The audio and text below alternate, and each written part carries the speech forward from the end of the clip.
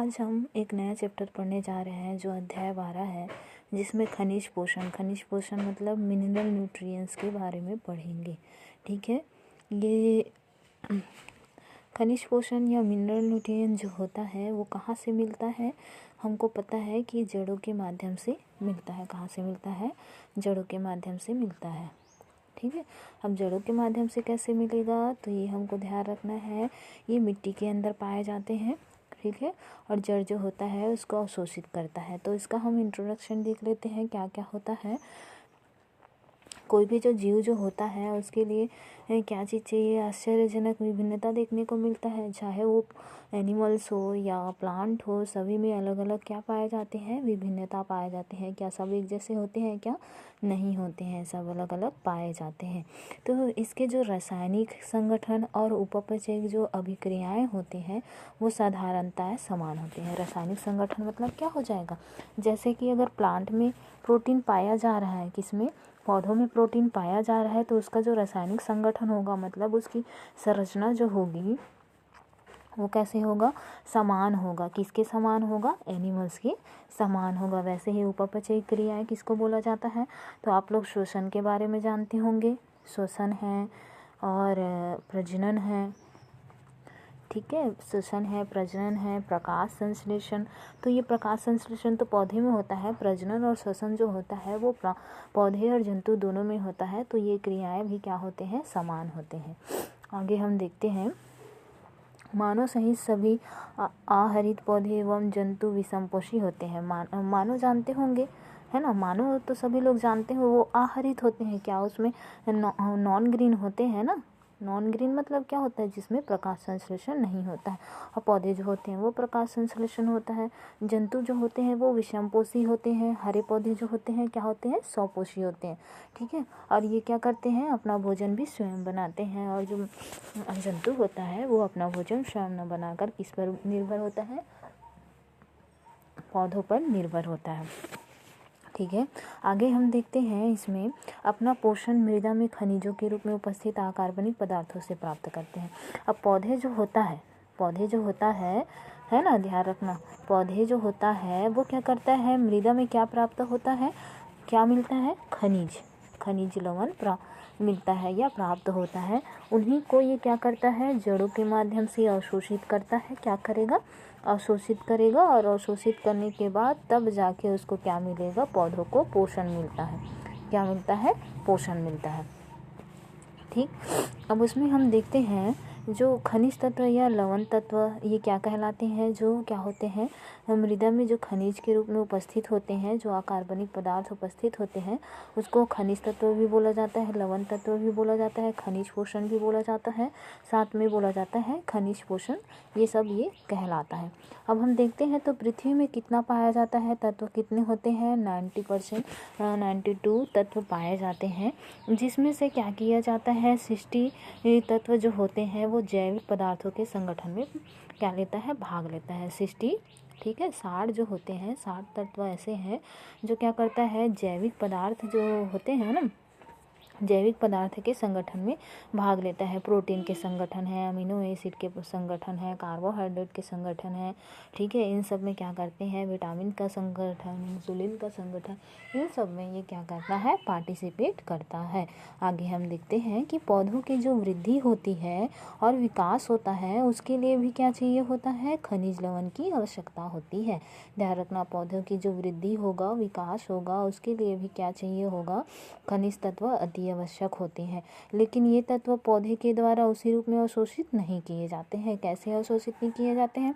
पौधे को तो वृद्धि और विकास के लिए खनिज तत्वों की आवश्यकता होती है, लेकिन क्या होता है? उसको उसी रूप में ये क्या कर सकते हैं? अवशोषित नहीं कर सकते हैं। ठीक है, जैसे आप लोग जानते होंगे नाइट्रोजन जो होता है वो वायुमंडल में क्या होता है? स्वतंत्र अवस्था में पाया जाता है। लेकिन नाइट्रोजन एक गैस है, तो क्या क्या पौधे जो होते हैं उसको उसी रूप में ले सकता है? नहीं ले सकता है। तो उसके लिए वो किस में बदल जाता है? नाइट्रेट वगैरह में बदल जाता है। या फिर उसको क्या किया जाता है, जो बैक्टीरिया का नाम सुने हो ना, राइजोबैक्टीरियम बैक्टीरिया का, जो राइजोबियम बैक्टीरिया है वो कहाँ पे पाया जाता है? पौधों की जड़ों में पाया जाता है। तो वो पौधे उसको क्या कर देते हैं? फिक्स कर देते हैं। फिक्स करने के बाद उसको नाइट्रोजन को कौन ले लेता है? पौधे ले लेते हैं। या फिर डीडीटी आता है जिसमें नाइट्रोजन होता है, यूरिया होता है, वो खाद वगैरह के रूप में नाइट्रोजन को लिया जाता है, डायरेक्ट नहीं लिया जा सकता। ठीक है, इतना क्लियर हुआ। तो इसको क्या किया जाता है? इसको विभिन्न प्रकार के जो लवण होते हैं उसको माध्यम से अवशोषित करते हैं। तो ऐसे तत्व को क्या कहा जाता है? यहाँ पे क्या किया जाता है? ऐसे तत्व जो कि पौधों की वृद्धि है, जननी है, वृद्धि अर्थात जीवन चक्र को पूरा करने के लिए आवश्यक होते हैं, उसको आवश्यक तत्व कहा। अब यहाँ पे ध्यान रखना कि जो ऐसे तत्व जो पौधे के वृद्धि मतलब वेजिटेटिव वृद्धि मतलब और क्या हो सकता है, जैसे कि उसके तना, पत्ती, जड़, ठीक है, फूल, बीज, ये सब किस में आ जाते हैं? वृद्धि में आ जाते हैं। ठीक है, जननी मतलब जो जनन प्रजनन की क्षमता होती है, प्रजनन होने के बाद वृद्धि होता है, फिर उसका क्या होता है? डिवीजन होता है, फिर पूरा लाइफ साइकिल के लिए आवश्यक होते हैं। तो ऐसे तत्वों को आवश्यक तत्व कहा जाता है। कुछ जो तत्व होते हैं अल्प विकसित और जीव, जैसे कि शैवाल है, एक कोशिकी है, स्वपोषी जीव है, और सरल बहुकोशिकी पौधे हैं, अपने आसपास के जो वातावरण होते हैं उनसे कायिक सतह द्वारा अवशोषित कर लेते हैं। कुछ जो जीव होते हैं जो अल्प विकसित होते हैं, तो अल्प विकसित में क्या क्या होते हैं? शैवाल भी अल्प विकसित होता है क्योंकि बहुत छोटा छोटा होता है, और एक कोशिकी होते हैं, लेकिन ये स्वपोषी होते हैं। और जो सरल बहुकोशिकी होते हैं ना, जो अपने आसपास एरिया में पाए जाते हैं, उनसे कायिक सतह द्वारा, बॉडी सरफेस द्वारा ये क्या कर लेता है? अवशोषित कर लेता है। अवशोषित करने के बाद ये क्या करता है? अवशोषित तो कर लेता है, तो अवशोषित कर लेता है उसके बाद, लेकिन विकसित जो स्वपोषी पौधे होते हैं ये सिर्फ किसके लिए है? जो अल्प विकसित होगा वही अपनी कायिक सतह या बॉडी सरफेस द्वारा जो खनिज लवण होगा उसको अवशोषित करेगा। लेकिन जो विकसित स्वपोषी पौधे होते हैं वो भूमि से क्या करते हैं? भूमि के जो जड़ होते हैं उनसे खनिज लवणों का अवशोषण करता है। जैसे हम लोग जानते हैं खनिज लवणों का अवशोषण किसके माध्यम से होता है? जड़ों के माध्यम से। लेकिन जब उसको ले जाया जाता है तो किसके द्वारा ले जाया जाता है? जाइलम द्वारा ले जाया जाता है, पौधे के वायु भागों से। बोल सकते हैं पौधे के वायु भागों से, मतलब कौन सा भागों से? पौधे के वायु भागों, जो तना होता है, पत्ती होता है, ठीक है, इन सब में ले जाया जाता है। तो ये क्या होते हैं? जैसे कुछ तत्व को क्या किया जाता है? पौधे सीधे तौर पर ऑब्जर्व करते हैं, और कुछ तत्व जो होते हैं उसको सीधे ना ऑब्जर्व करके किसी लवण है यौगिक के रूप में अवशोषित करते हैं। ठीक है, इतना क्लियर हुआ? ठीक है,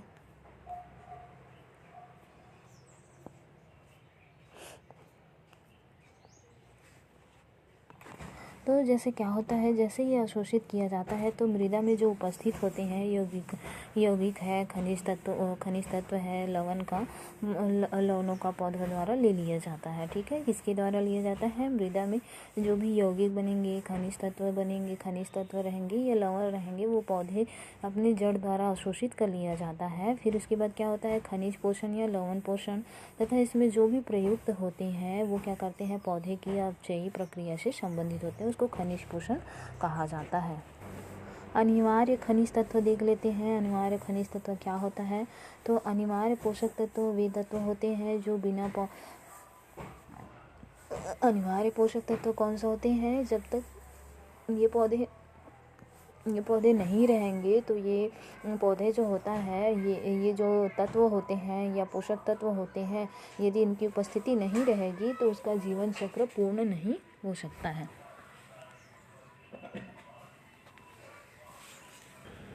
ठीक है, ये क्या करते हैं? जो ये अनिवार्य जो पोषक तत्व होते हैं जिसके बिना कोई भी जो पौधा होता है वो अपना जीवन चक्र पूर्ण नहीं कर पाता है।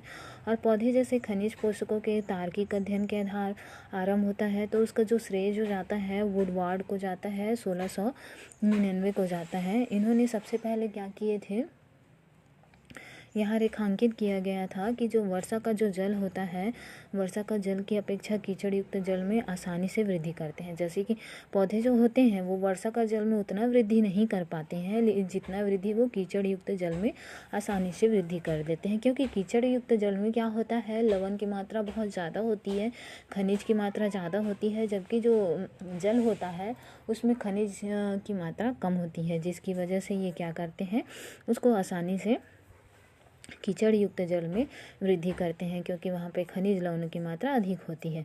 डी सोसूरे ने 1804 में प्रयोग से प्रमाणित किया कि पौधे में पाए जाने वाले जो खनिज तत्व होते हैं मृदा से प्राप्त होते हैं। लिविंग 1840 ने सबसे पहली बार कुछ खनिज तत्वों के कार्यों का प्रमाणित ब्यौरा प्रस्तुत किया था, जो कार्बन का स्रोत CO2 को माना। जैसे आर्नन एवं स्टाउट है 1959 ने भी क्या किया कि आवश्यक तत्वों की श्रेणी में रखने के लिए यह निम्न नियम दिया है।